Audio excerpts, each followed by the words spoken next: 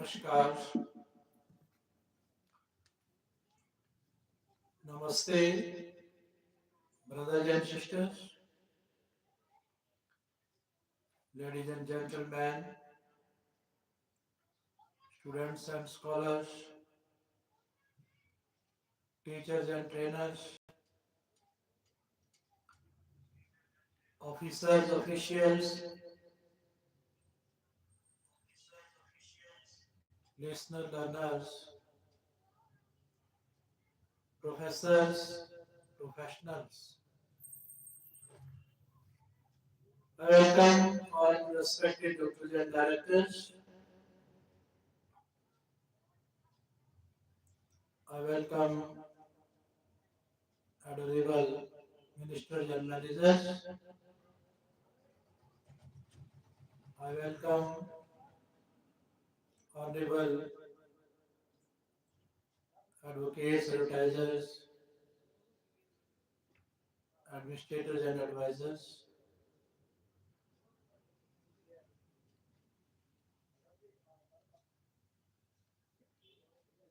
I welcome the most honorable President Mr. Modi ji. It is really nice time, nice place, nice section today.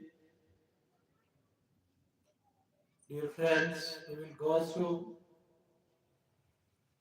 what is happening around the world,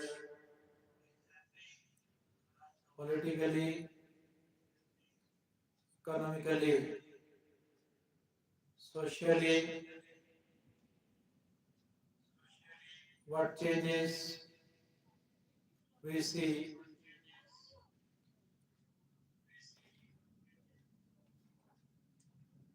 in our personal and professional life.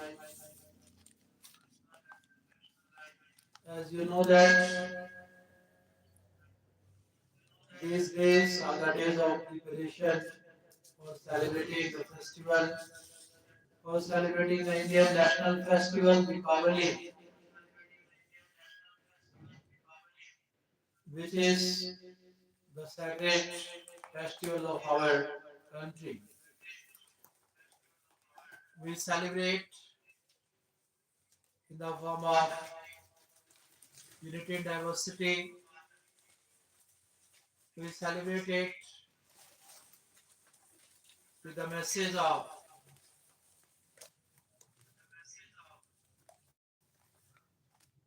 God's meditation power,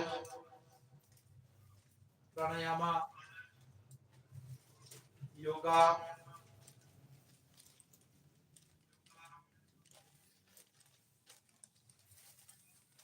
sports, study for the youngsters. Rohit and Kohli's presence will help Gill's captaincy success from Perth. The towering presence of Virat Kohli and Rohit Sharma in the Indian ODI team can only help newly appointed captain Shubman Gill grow as a leader. Sad left arm spinner Axar Patel on Friday. Gill has succeeded Rohit as ODI captain, despite the latter taking India to the Champions Trophy title. For Gill, it's perfect. Rohit Bhai and Virat Bhai are there. And along with that, they have been captains, so they can give their input also.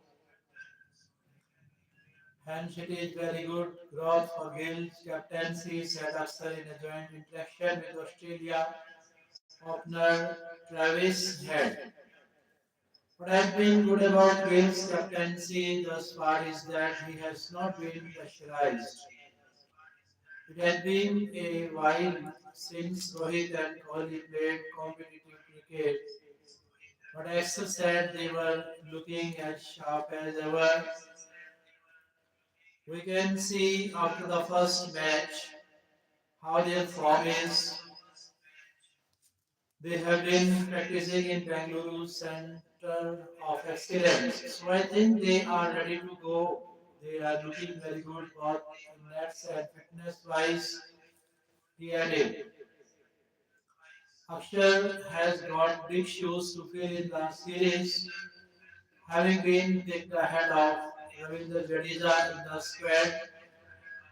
I'm very confident about this series in the Asia Cup. I did well both with bat and ball. After a long time, 2022 T20 World Cup, I would be playing in Australia. I am ready for the challenge, he said. Impeccable Fleetwood moves to the top at the halfway stage of DP World India Championship.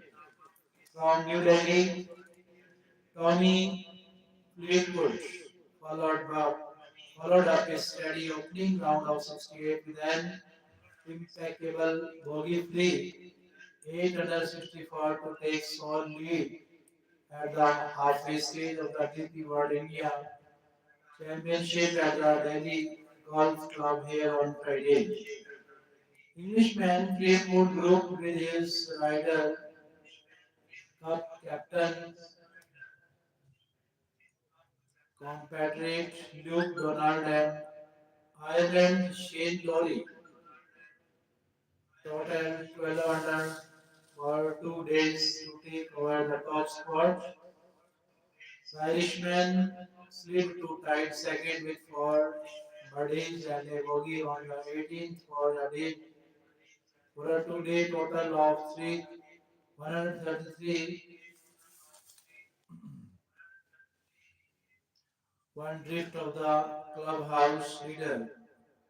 Brian Hagan too battered his opening day, scored from 68 to 65. Hagan stayed level with Fleetwood for the longest time but was unable to match up to the latter's flawless performance with a single drop shot in the 30th, enough to push him down a spot. Fleetwood, pleased with his performance, nevertheless admitted there was no scope to take things easy. It's such a unique challenge for all of us. The greens are forming out a little bit and the pins have been tricky. It's been very enjoyable, said Fleetwood. It's a test of patience when you are not quite on it because it's one of those courses where you think if you hit it good off the tee, you are going to feel like you have always got a chance of going on a run. It's such a waiting game. First round leader Lowry had a steady round but played a lot safer, content with staying within reach and not being too aggressive on the holes for an 11 under score. India needs Harmanpreet to fire in the crunch game from Indore. The all important clash between India and England at the Holkar Stadium here on Sunday brings two stars in Harmanpreet Kaur and Nat Sashivan Drunt. Teammates in the Women's Premier League, they have won two league titles for Mumbai Indians. The two were in the middle of a three ODI series which made Indians way to win earlier this year. In the run-up to their maiden ODI World Cup champions as captains come Sunday and it might come down to these two once more. Whether in force as white ferns make a charge up Pakistan from Colombo. New New Zealand will be next in line for a blazing Pakistan side to try its luck against as it changes its first win at the Women's ODI World Cup 2025. The White Fern will be well aware of Pakistan's authoritative bowling lineup, which has repeatedly flexed its muscles, but with both sides suffering washouts in their previous matches, the hunger to win will be palpable at the R. Ramadas Stadium here on Saturday. Skipper leads the way. The recent victory in England's come to Pakistan pace attacked before the spinners dependent deepened the damage. Skipper Fatima Sana had ably led the charge and with 9 wickets in 4 matches, she will be one to match. Improvement needed. Meanwhile, New Zealand will have to tweak in all departments, having looked a little wayward against Sri Lanka in the last match.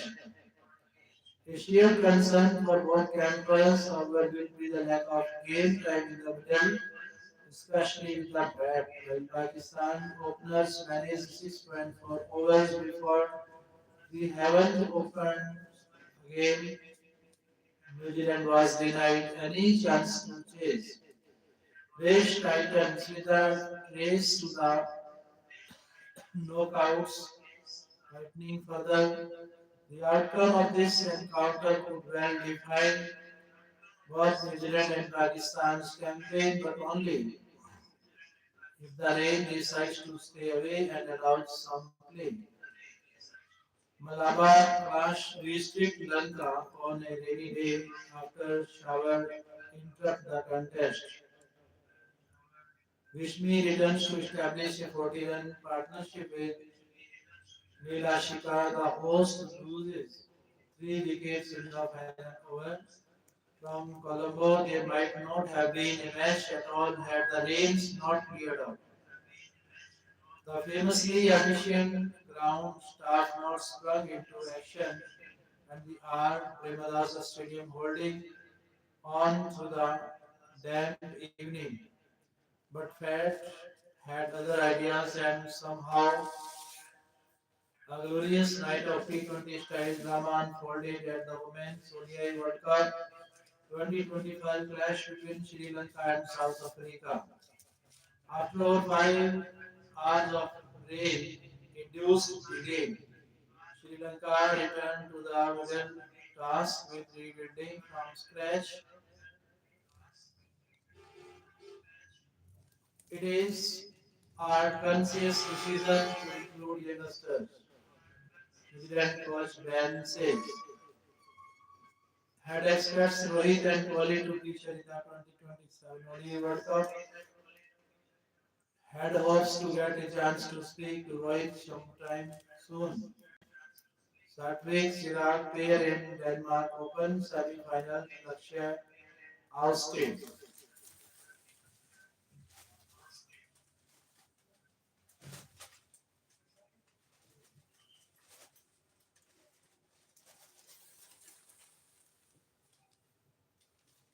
Tanvi assured herself of a medal. Other Indian exit from Guwahati. Tanvi Sharma ensured that an Indian girl will stand on the podium at the World Junior Badminton Championships after 17 years as she defeated Japan Saki Matsumoto 13 to 15, 15 to 9 and 15 to 10 in the quarterfinals on Friday, thus confirming at least a bronze. Coincidentally, the last time in Coincidentally, the last time an Indian girl won a medal, the event was also at home when Sena never dared gold in Pune in 2008, a month before Tanvi was born. Tanvi thus joined Sena, who also won a silver in 2006 and 1996 runner-up Aparna Popat on the list of female Indian medalists. The 16-year-old Tanvi entered the arena at National Center of Excellence with a sparse horn crowd in a downbeat mood after Unnati Huda went down in street games to second seeded I and upper Pichitricus. My coach said, give your everything. My coach said, give your everything from Guwahati. Tanvi Sharma revealed how Coach Park P. Singh motivated her as she made a comeback in the World Junior Badminton Championship quarterfinals on Friday. Tanvi trailed 5 to 8 in the decider, Before the final change of ends, my coach said, just play inside the lines. These are your last 7 points of World Junior. So give your everything at the 16-year-old. I was leading 10 to 6 in the first game before I made many unforced errors. In the second game, I was very comfortable from the first point and I just played aggressively, said the teenager, adding, I am very happy to be the first Indian girl to win a medal after Saina Nehwal Delhi's World in 2008. Tanvi has been training at the same venue for the past 1 year, but match conditions are another challenge. Conditions are very different. The side drift and the drift at the back from one side was too much. Today, she said, Tanvi will be up against China's Liu Xia in the semi-finals on Saturday.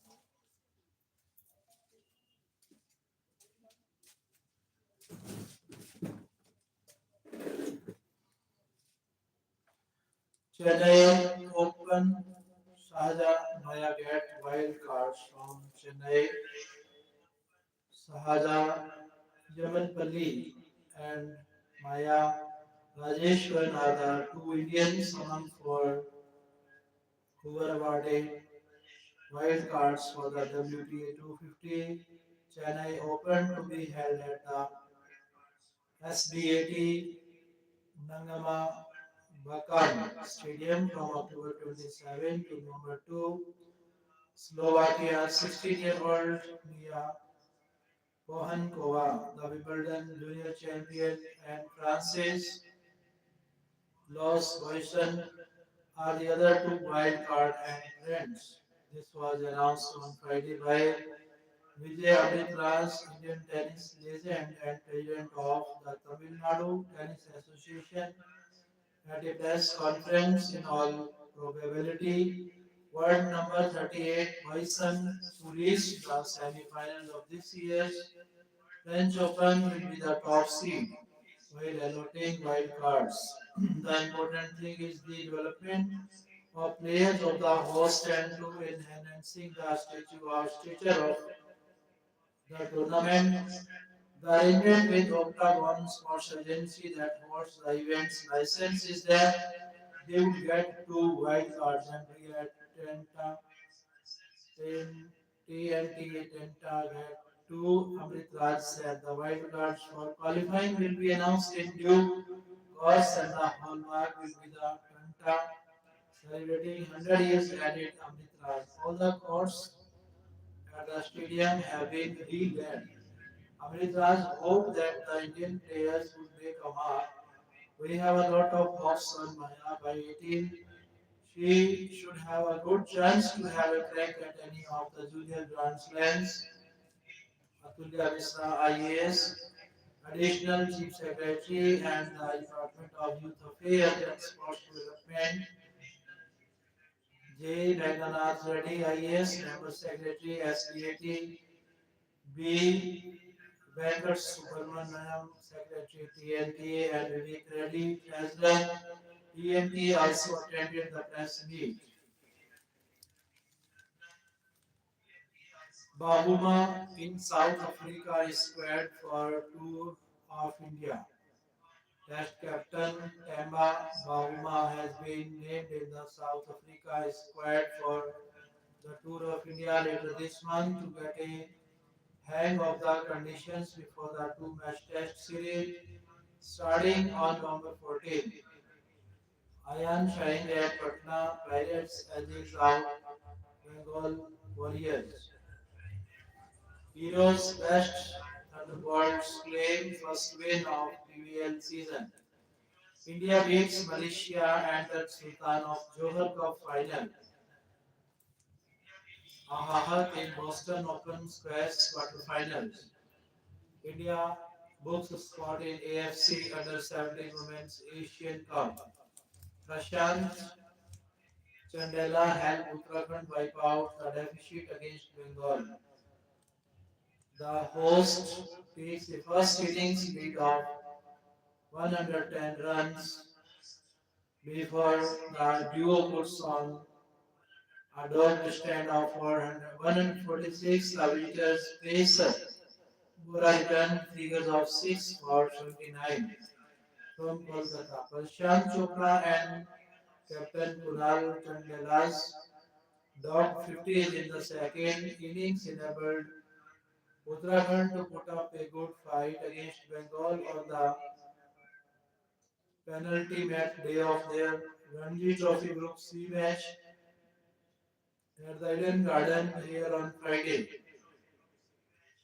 The visitors overcame the setback of losing opener Avnish Sudha, who was caught in the slips to become Akash Deep's first scale in the second over to close the day at 165 for 2 in its second essay and stay ahead by 55 runs. Earlier, Bengal resuming at 274 for 6 finished at 323 to take the first innings lead of 110 runs. In the morning, Sumanta Gupta returned to the home pavilion without adding anything to his overnight 82 as pacer Devendra Bora completed his maiden five for the finish with figures of 6 for 29. LAB agrees to talks after center orders judicial probe into September 24 Leh violence. Justice V.S. Chauhan, a former judge of the Supreme Court, will conduct the inquiry from Srinagar. The Leh apex body, LAB, has agreed to the resume stalled talks with the center after the Union Home Ministry announced a judicial inquiry into the September 24 violence in Leh on Friday. The LAB leads a movement that calls for statehood and inclusion in the sixth schedule. Meanwhile, the LAB and the Kargil Democratic Alliance, which are conglomerations of social, political, and religious bodies, will hold peaceful protest in the region on Saturday over the September 24 violence and the subsequent crackdown by security forces. The ministry said Justice V.S. Chauhan, a former judge of the Supreme Court, will conduct the judicial inquiry. It will look into the circumstances leading to the serious law and order situation, the police action, and the resultant unfortunate death of the four individuals. The order stated the MHA in the order also underlined that the center was always open for dialogue. We continue to welcome the discussion with LEB and KDA through the high-powered committee on Ladakh or any such platform. Read the order. It added that The center was confident that continuous dialogue would yield the desired results in the near future. The government stands committed to the aspirations of the people of Ladakh. A judicial probe had been among the LAB and KDA's key demands to resume talks with the center. Both the bodies had withdrawn from talks scheduled for October 6 with the HPC led by Union Minister Nityanand Rai following the violence. We welcome the judicial probe. We are ready to resume talks with the center, said chairing Dorje Lakyub, Ladakh Buddhist Association, President and co-chairman of the LAB, Mr. Lakyub clarified that other demands like the release of activist Sonam Wangchuk and compensation to victims are not a hurdle to resume talks. Silent protest march. The Central citizens from Ladakh have held several rounds of talks over the past year to address demands by the LAV and the KDA, including statehood inclusion in the sixth schedule, an additional Lok Sabha seat, and a public service commission. The central government has already notified domicile and reservation rules for Ladakh after consulting with these bodies. CBI team reaches Karur for probe into stampede. From Karur, a CBI team arrived in Karur, Tamil Nadu on Friday to begin a probe into the stampede during a rally by TVK President Vijay on September 27, which claimed 41 lives. Ex-deputy NSA named interlocutor for talks with Gorkhas from Kolkata. Center has appointed former Deputy National Security Advisor Pankaj Kumar Singh as the interlocutor to hold talks with Gorkha representatives to address their political demands. US trade body moves court over Trump's H-1B fee hike. Lawsuit says $100,000 fee on new application override existing provisions in current laws that apply to program hike will make H-1B visa cost prohibitive for employers, says body's executive briefing from New Delhi. The US Chamber of Commerce has filed a lawsuit challenging the Donald Trump administration $100,000 fee on new H-1B visa applications, saying it overrides existing provisions in current laws that apply to the H-1B program. The fee hike on fresh H-1B visa applications was aimed at undoing the apparent trend of US employers replacing American workers with cheaper labor from foreign countries. The Chamber's litigation argues that the new fee is unlawful because it overrides provisions of the Immigration and Nationality Act that govern the H-1B program, including the requirement that fees be based on the cost incurred by the government in processing visas. The business advocacy group said in a statement on Thursday. The case was filed before the U.S. District Court for the District of Columbia. The H-1B program was designed for high-skilled jobs for which companies find it difficult to find local talent. The new $100,000 visa fee will make it cost prohibitive for U.S. employers, especially startups and small and mid-sized businesses, to utilize the H-1B program, which was created by Congress expressly to ensure that American businesses of all sizes can access the global talent they need to grow their operation here in the US. Nick Bradley, Executive Vice President and Chief Policy Officer at the US Chamber of Commerce, said The new fee will expire after a year of application, but the US government can extend it. 210 Maoists laid down arms in Chhattisgarh from Jagdalpur. In a mass surrender, 210 Maoist cadres from the Dandakanya region laid down arms and joined the Chhattisgarh rehabilitation program on Friday.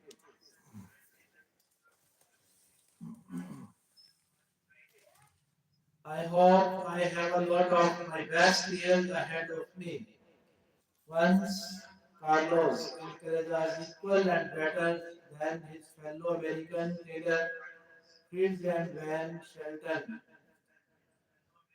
Sebastian Corda has had a rough recent past. Injuries and below par form have affected his ascent towards realizing his potential, but the 25-year-old remains optimistic. In this conversation, Corda discusses his life until now and what the future may hold. There was a time when Sebastian Corda seemed United States of America's best bet, and it's nearly 2 decades long search for a man single major champion. He broke out at the 2020 French Open by reaching the fourth round and repeated it at Wimbledon a year later. This was even before current top 10 players Taylor Fritz and Ben Shelton had similar results to show. But persistent injuries took a toll and Corda, who peaked to world number 15 last August, is now 60. However, his consummate all-round skills, relatively young age of 25, and excellent sporting genes. Father Pater won the 1998 Australian Open. Mother Regina Raj Charotova was a top 30 player, and sister Jessica and Nelly are both LPG golf professionals, with the latter a two-time major winner and a former world number one, mean he is still looked at with hope. Koda spoke on his growing up years, the influence of his family, his career so far, and the state of men's tennis. Excerpt says, I have to most importantly stay healthy. Because I am healthy, I can play some really good tennis. In August 2024, you won your biggest title at Washington 500 and rose to your career best ranking. But since then, you have had a lot of injuries. How do you assess the last 12 odd months? It's been the most difficult period in my career. I have had an elbow surgery. You reached the French Open first round in 2020 and then the Wimbledon first round the next year. From then to now, how have you transformed as a player? My body has completely changed. I was extremely skinny back then and inexperienced. I am definitely not as young. I am definitely not as young as I was, but I still feel like I am one of the younger guys on the tour. I am still super excited to go every single tournament. Into every practice, I will hopefully keep going in the right direction and results will follow. In 2021, you reached the ATP Next Gen tournament final but lost to Carlos Alcaraz. But his career has gone in one direction and yours differently. Is it frustrating or is it motivating to feel that you were once equal to him and you can very well achieve what him and others have gone on to? It's obviously frustrating not being where they are, but every journey is completely different. Every journey is completely different. I'm still 25 and hoping I can still play tennis for another 10 to 15 years, get a better ranking and compete with them on a regular basis. Hopefully, I have a lot of best years ahead of me. I have to, most importantly, stay healthy because when I am healthy, I can play some really good tennis.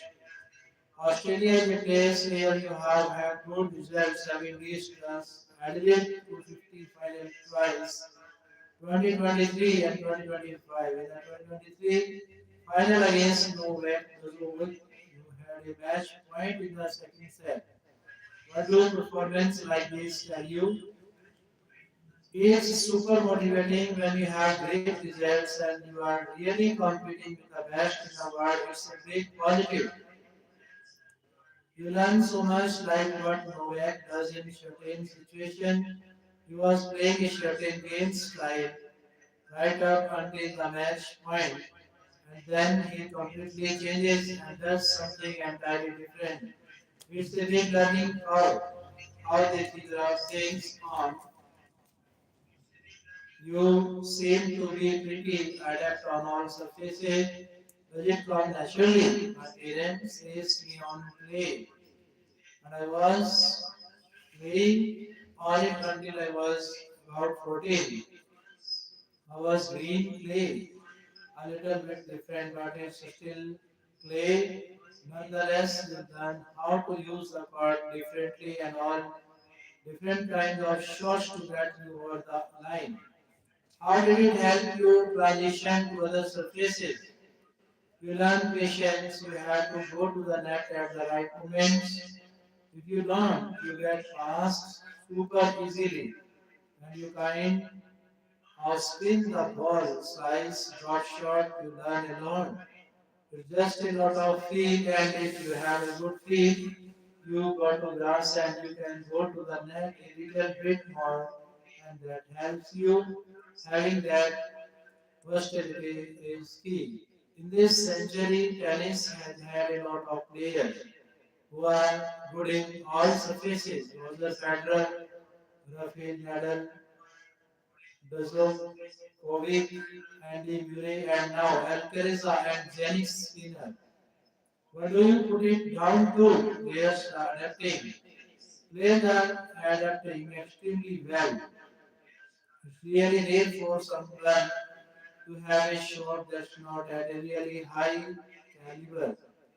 Earlier, if someone didn't have a good backhand, opponents would just go after that shot the whole time. But now everyone moves really well, start well, it's becoming more difficult to have one bad shot you can go after, so then you become more of an all-around player to beat that guy. In a way, everyone helping each other. With Federer and Nadal retired and Djokovic closer to the end, men's tennis was supposed to be up and down. Did you expect Alcaraz and Sinner to take it to such a high level this quickly?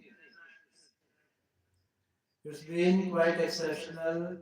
Roland Garros was one of the best slam finals in a long time, and to stay at that intensity and have that level for 5 hours and 20 sometimes minutes is extraordinary. So they have set the bar at a certain standard, and everyone working their socks off to get to the level and hopefully not allow them to split the Grand Slams every year. But also, it doesn't matter if you are ranked 80 or 20.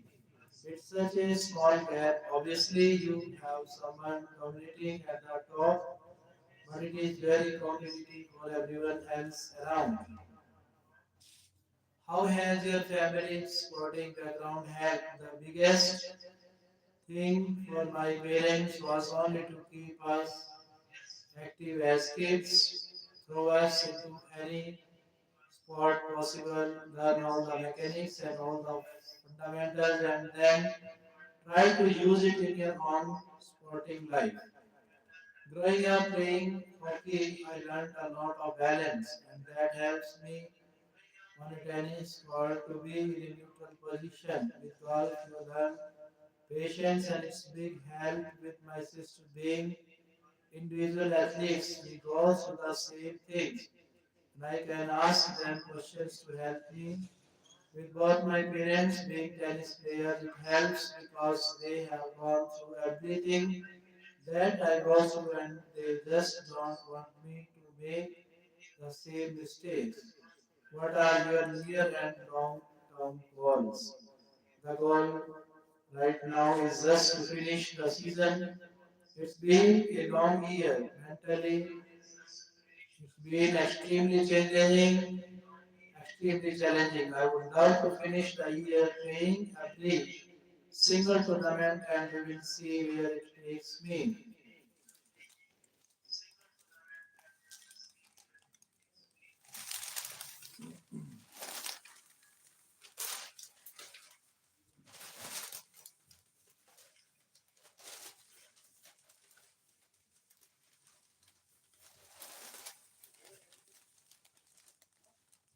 Keanu Reeves is an angle in Ansari's body sweat ginger.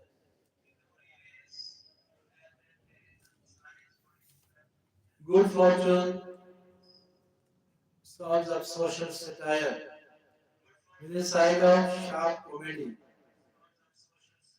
where the lead actors Fallen Angel, Seth Rogen's party bro, and the struggling editor learn hard truths about home humanity. What a divine comedy this is! Set in the city of angels, Los Angeles, good fortune tells the adventures of a slightly bumbling angel, Gabriel. At a meeting of angels, Gabriel, who is responsible for watching over taxing tribes, feels he is not doing meaningful work, especially after he hears another angel, Arshad Jitendra Moore, this thriller of the beaten path.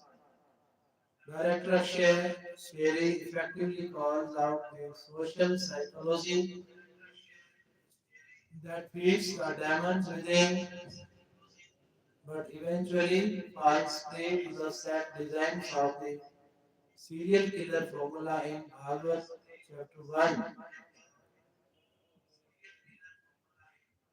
Bhagavad Hindi director Akshay Shere, cast Arshad Varsi, Jitendra Kumar, Ayush Kadushkar, runtime 127 minutes, storyline transferred to a small town in UP. A no-nonsense cop called Bhagwat sets out to find a missing girl. When most platforms are done with tales of serial killers hiding in plain sight, G5 has broken up to the template, wherein innocuous-looking man targets young girls and he is chased down by a police officer who is fighting his own demons. Officially based on a real story, Bhagavad follows an honest police officer on a punishment posting in Uttar Pradesh's Robertganj, investigating the case of a missing girl that had snowballed into a communal riot-like situation. The film juxtaposes his search for the culprit with a blooming romance between a backward caste teacher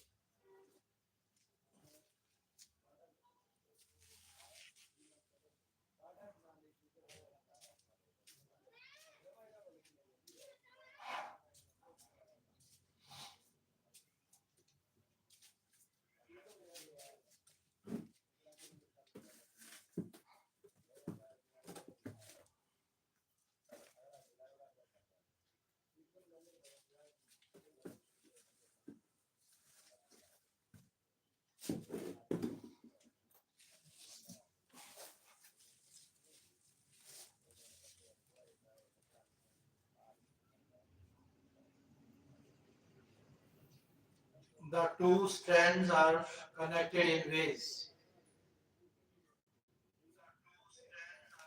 that are not exactly surprising.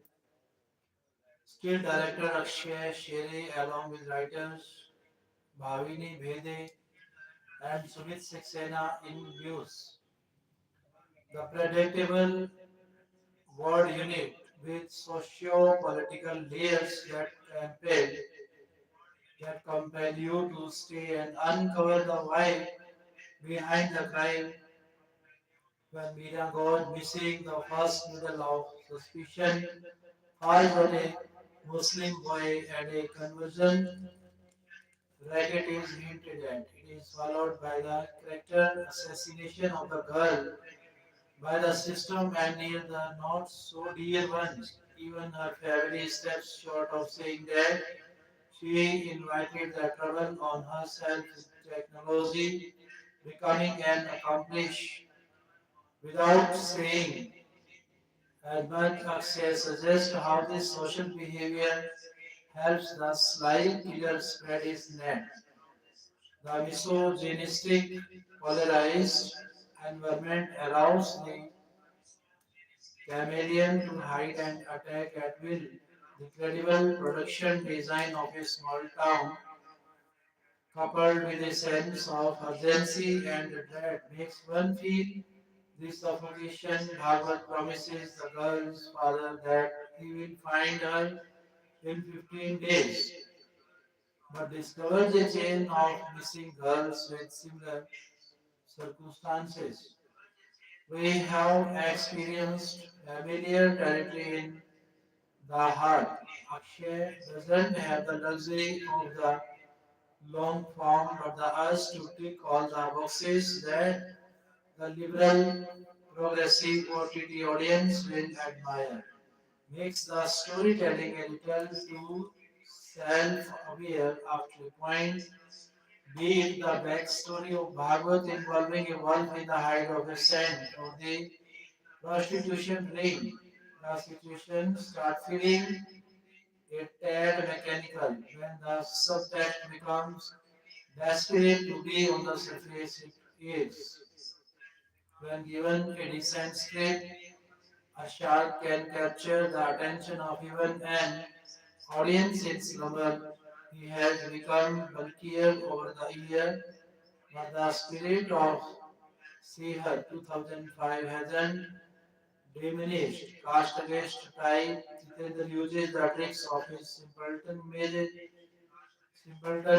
to chilling effect. What feels repetitive and even irritating in other shows works to the film's advantage here, but like the subtext in the movie, Jitendra is also a bit too eager to chew the scenery, but has yet to develop the honesty. Bhagavad is currently streaming on G5.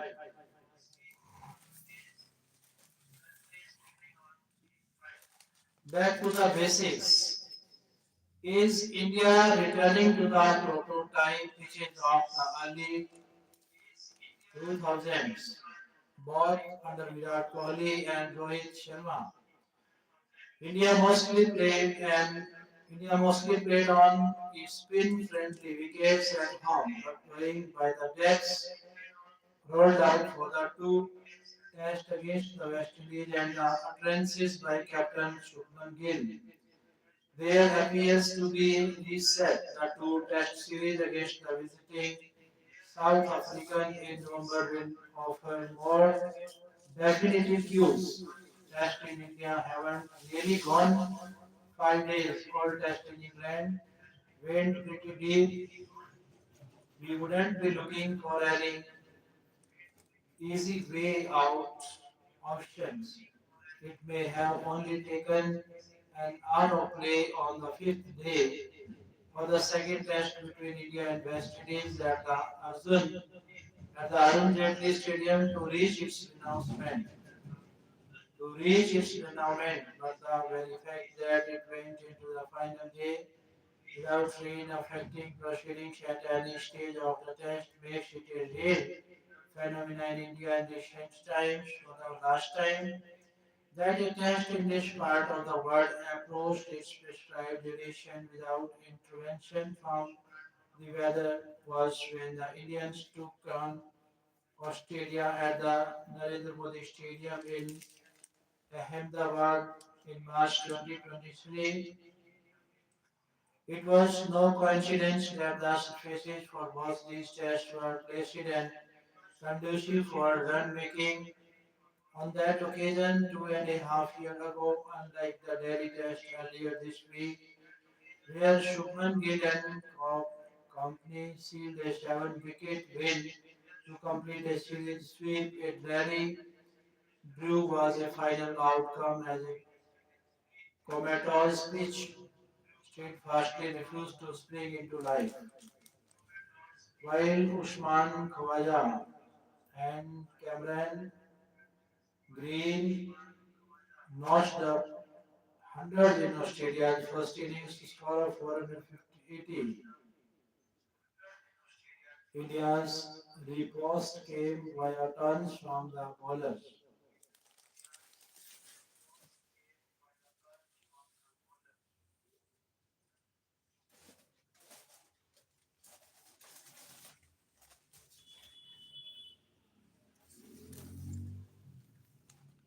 Will take some time. All crossing need to be opened to flood Gaza with food, UN says from Geneva.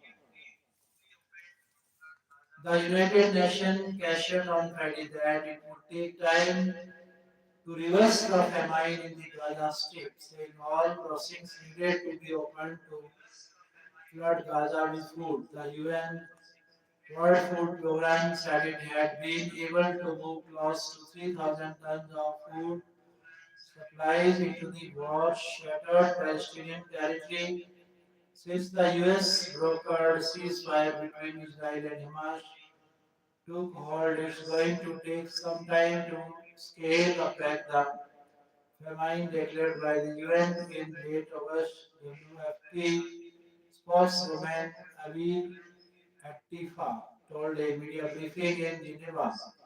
The ceasefire has opened a narrow window of opportunity.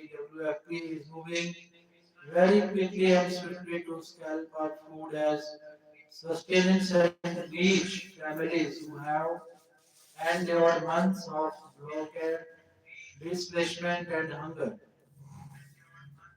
Former NSA Bolton indicted for mishandling classified information from Washington. John Bolton, Donald Trump's former National Security Advisor, NSA, was indicted on Thursday, the third foe of the US president to be hit with criminal charges in recent weeks. The 76-year-old veteran diplomat was charged by a jury in Maryland with 18 counts of transmitting and retaining classified information. The indictment accuses Mr. Bolton of sharing top secret documentary by email with two unauthorized individuals who are not identified but are believed to be his wife and daughter. China probes 9 top-ranked army officials for corruption. Ball is in Taliban's court for permanent news part PM says from Kabul. Venezuela mobilizes troops amid US build-up strikes in Caribbean. Washington has sent several military vessels to the Caribbean Sea and launched a series of deadly naval strikes on boats in recent weeks. In response, Caracas has started military drills, including the deployment of 17,000 troops in the Sierra state. Venezuela deployed thousands of troops near the Colombian border on Thursday in response to the US military build-up in the Caribbean, where American media reported a new strike on an alleged drug smuggling boat. The US had sent several military vessels to the Caribbean Sea and launched a series of deadly naval strikes on boats in recent weeks, a campaign that experts say is illegal. At least 27 people have been killed in the US strikes so far, with the military buildup sparking fears in Caracas that the ultimate goal is a change of government in Venezuela. Colonel Nandharia Nirina Ward as new Madagascar president. Outrage erupts as bomb destroys Italian investigative journalistics car. Russia captures three villages in Dhani proper was Kharkiv region. Japan ex-Prime Murayama, known for Second World War apology, deal.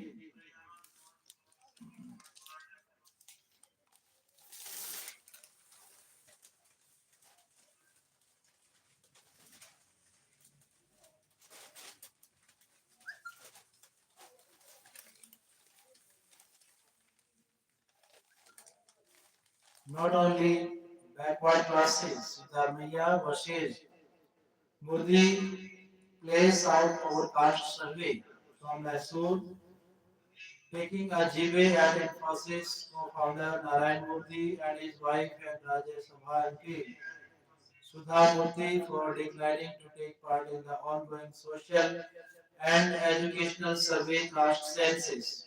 Karnataka Chief Minister Siddharmaya said, the exercise is not confined to backward classes.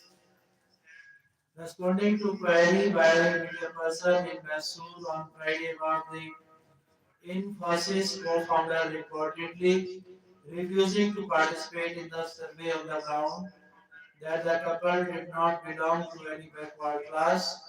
Mr. Siddharmaya said it needs to be understood that this survey is not meant only for backward communities.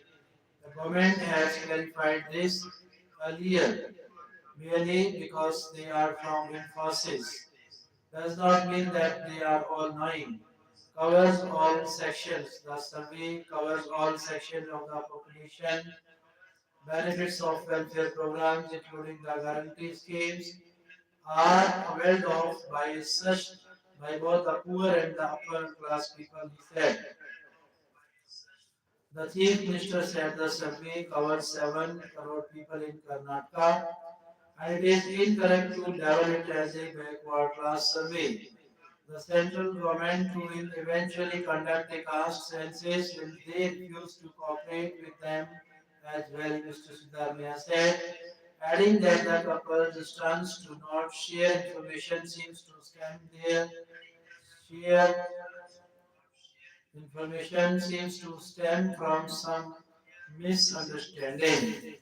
Dalit youth alleges loss of job in UK due to caste discrimination by Pune College from Mumbai. Prem Barthet, a Dalit youth based in London, had alleged that he lost an employment opportunity in the United Kingdom due to caste discrimination in India. After the college, he studied in Modern College of Arts, Science and Commerce in Pune, failed to provide the verification certificate to the employer in time. Nagaland reconstitutes panel to review quota policy from Guwahati. Owing to pressure from a body of a five advanced tribes, the Nagaland government has restructured a panel to review the state's reservation policy. The name of the panel has also been changed from the Job Reservation Commission to the Commission for Review of Reservation.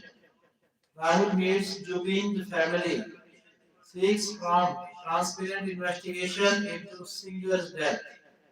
Meeting with Hariom Skin just photo opposition Deputy PM from Lucknow. Congress leader Rahul Gandhi on Friday met the family of Hariom Valmiki, a Dalit man who was launched earlier this month in Raebareli, Uttar Pradesh and hit out over the Yogi Adityanath that comment over the rising cases of atrocities against Dalits in the state gave was a question in the eyes of this family with pain. Is being a Dalit still a crime in this country? He said. Deputy Chief Minister Keshav Prasad Maurya attacked Mr. Gandhi for shedding crocodile tears and said that his visit was merely a photo op. From Guwahati, Rahul, Congress leader and leader of the opposition in the Lok Sabha, Rahul Gandhi, on Friday called for a transparent probe into the death of Assamese cultural icon Jubin Garg, who drowned while swimming off an island in Singapore on September 19. Mr. Gandhi paid homage to the singer composer at the cremation site in Sonapur near Guwahati and met his family. I spoke to his family and they said only one thing, that we have lost our Zubin and all we want is that the truth should be clear, he told journalists, underlining the tragedy faced by the whole of Assam. Mr. Gandhi said it was the state government's duty to quickly and transparently probe and tell girls' family members exactly what happened. Today, while I was coming, Gaurav Gogoi, Assam Congress President and MP, told me that Jubinji said he was Kanchenjunga. He was indeed Kanchenjunga because he had the qualities of Mount Kanchenjunga, said the Lok Sabha LOP. Earlier in the day, a local court sent girls bandmate Shekhar Jyoti Goswami and co-singer Amrit Prava Mahanta to judicial custody after their 14-day police custody ended. They will be reproduced in the court after 14 days. Proud to take more time, the Singapore Police Force SPF on Friday said the investigation into girls' death may take 3 more months. The SPF is aware of speculation and false information circulating online regarding the circumstances of Jervin girl's death. The cast is currently being investigated by the SPF based on preliminary investigation. The SPF does not suspect foul play. It said a statement. CBI team arrived in Karur to begin TVK stampede probe. Acting on Acting on the Supreme Court's interim order, a CBI team arrived in Tamil Nadu's Rule on Friday to begin a probe into the stampede at a rally at TVK President Vijay on September 27 that claimed 41 lives. Gujarat cabinet with 19 fresh faces sworn in from Ahmedabad. A total of 21 ministers, including 19 fresh faces, were sworn in on Friday as part of newly constituted Gujarat cabinet under Chief Minister Bhupendra Patel with Harsh Sanghvi as his deputy. The induction follows Thursday's mass resignation of all ministers in the state government except the chief minister himself. The number of the members in the cabinet is 26 now, including the chief minister from 17 ministers earlier. Youngest deputy CM, former Gujarat Minister of State for Home, 40-year-old Mr. Sanghvi, a prominent young leader from Surat, to coordinate the deputy chief minister, becoming the youngest to hold the position in the state's history. He also took oath as the Minister for Home. This is the first time in the last 4 years under Mr. Patel term as Chief Minister that a deputy CM has been appointed in the state. MLA Sri Baba Jadeja, wife of Indian cricketer Ravindra Jadeja, had the surprise entry to the cabinet. Union Minister J.P. Ladha attended the oath-taking ceremony.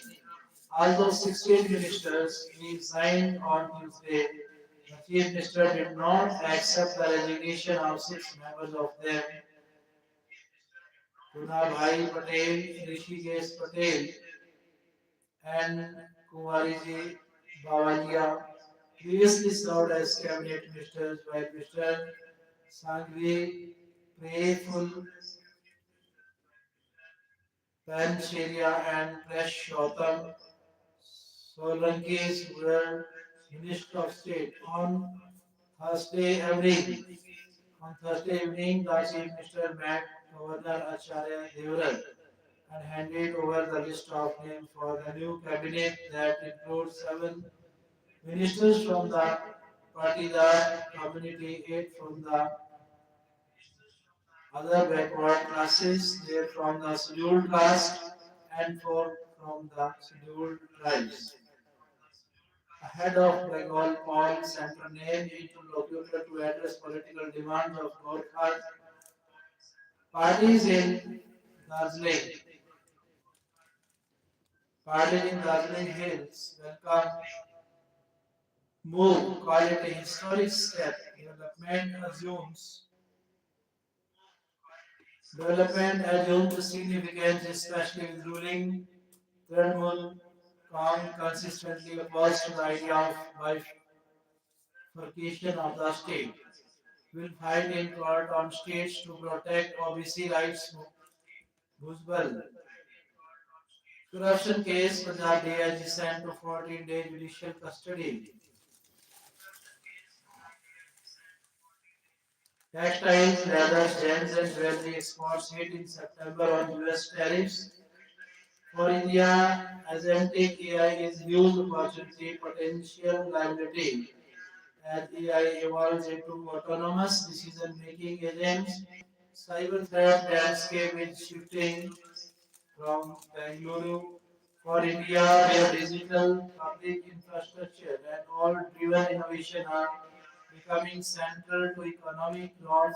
Agentic AI is a massive opportunity as well as potential liabilities, and SWOT, Sindhu Global Hand Advisory Services, Cybersecurity and Risk Services Wipro Limited, Embraer Mahindra to build C-390 planes for Indian Air Force. From New Delhi, SBI raises 7,500 crore rupees via bond issuance. From Mumbai, Supreme Court dismisses Roche's plea on Natco Pharma and SMA drug copy from Hyderabad. Natco Pharma said the Supreme Court had dismissed Swiss Pharma major Roche's petition challenging a Delhi High Court order permitting the Hyderabad-based company to launch a genetic version of Roche's spinal muscular, muscular atrophy drug, risdiplam. RIL Q2 net up 14% to 522,092 crore rupees. Toshiba buys 55 billion yuan plan to more than double inputs.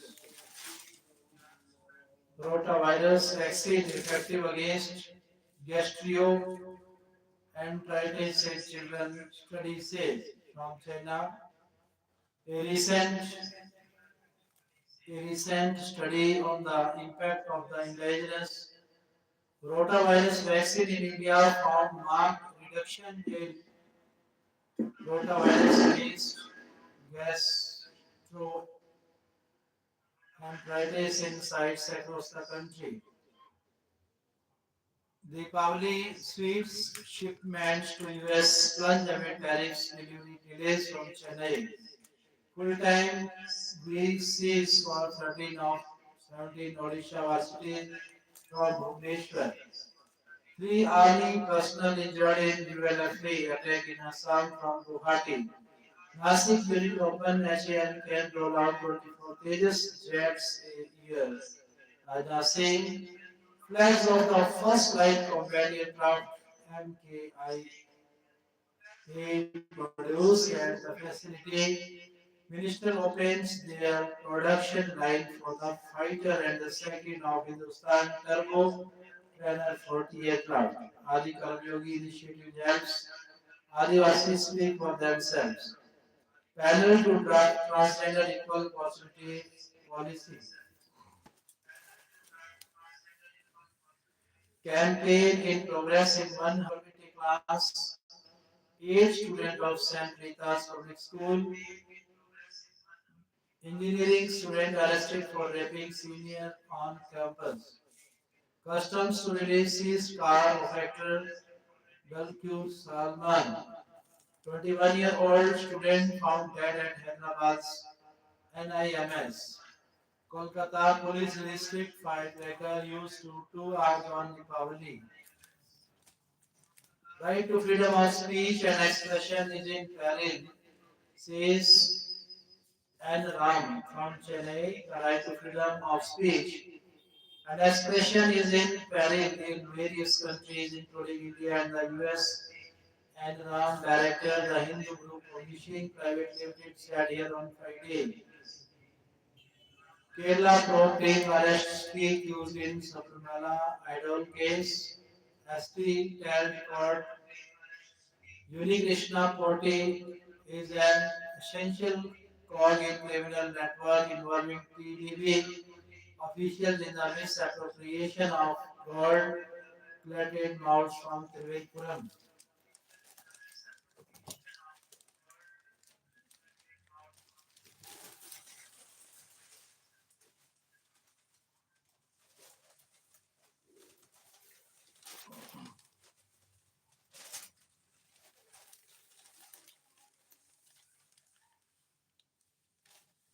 Blatant aggression. Trump administration intervention in Venezuela is built on false pretext. The next steps for Afghanistan after the new Delhi visit. The visit of Afghanistan acting Foreign Minister Amir Khan Muttaqi and its attendant excitement in mainstream and social media are now over. But this is only the beginning. What must follow is a step-by-step engagement with a single objective of stabilizing a devastated country and in the process ensuring that New Delhi projects its credentials as a humanitarian force to reckon with in these days of rampant war and war mongering that counts. In addition, there are issues of strong security interest that in fact need not be a zero-sum game with Pakistan. In fact, it might just deliver a certain stability to Pakistan as well, provided that it is ready to accept it. Claim, counterclaim. India must speak out on world issues with moral clarity, not ambiguity. Better global governance led by China and India.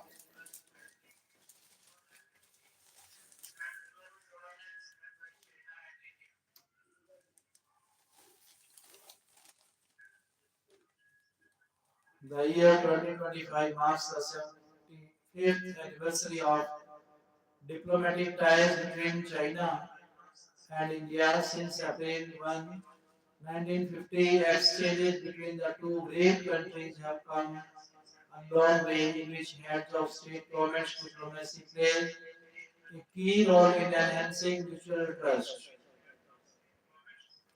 mutual respect, and mutual complementarity.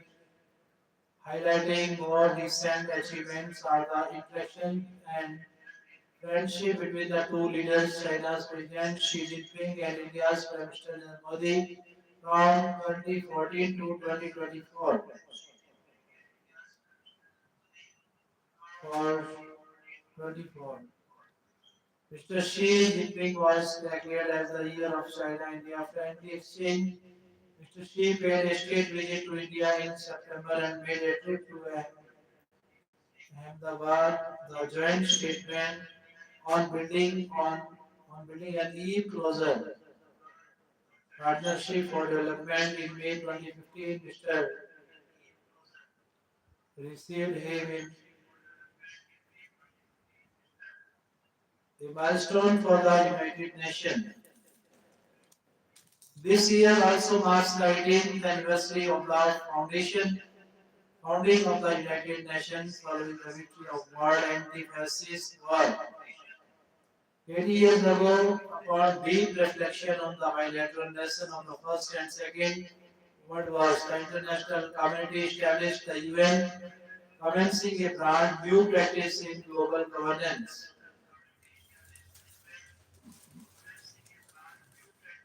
The murky deaths in Haryana police on October 7, an IPS officer from Haryana, Vaipran Kumar, was found dead in Chandigarh in the north, supposedly written by him. Quran alleged caste-based discrimination by fellow officers. His death came a day after his personal security officer, Sri Kumar, was booked in an extortion case. Days later, an assistant sub-inspector Sandeep, later involved in pushing the arrest, was also found dead. Quran spent 25 years in services as a decorated and respected officer. So what makes a man like him? Amit Ratan, Quran's brother-in-law at MLA, says,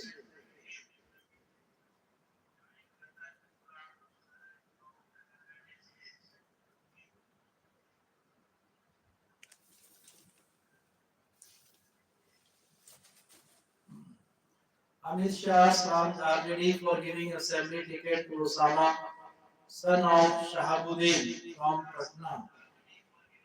Senior BJP leader and Union Home Minister Amit Shah on Friday criticized the opposition in Bihar for giving ticket to Osama Sahib, son of the day. Mohammad Shahabuddin, a turned politician who once ruled Siwan during the rule of the Rashtriya Janata Dal from 1990 to 2005. India medal RJD, Kong and VIP in friendly fight in 7 constituencies from Patna.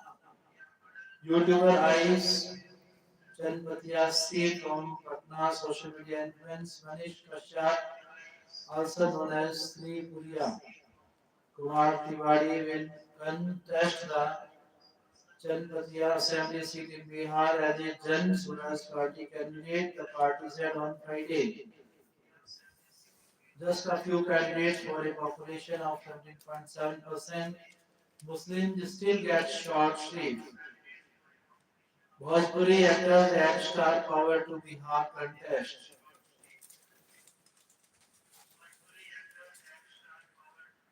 Deepavali sweets shipments to US plunge amid tariffs delivery delays from Chennai for the past 14 years.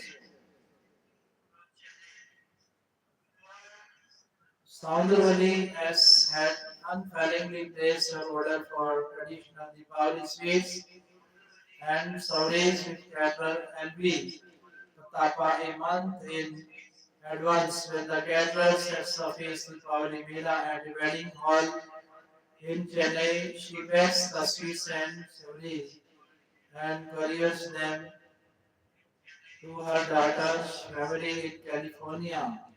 This cherished tradition, however, may have stalled this year. Rotavirus vaccine effective against gastroenteritis in children study. Nasuk unit open ASEAN can roll out 24 Tejas. That's a year. I thank all my brothers and sisters, ladies and gentlemen, students, scholars, teacher, trainers, professor, professional, officer, official, Mr. Learner. I thank respected doctors and directors. I thank honorable ministers and managers. I thank all your advocates, advertisers, and administrative advisors. I thank the most honorable President Modi ji. Thank you very much. Good night to all of you. Thank you.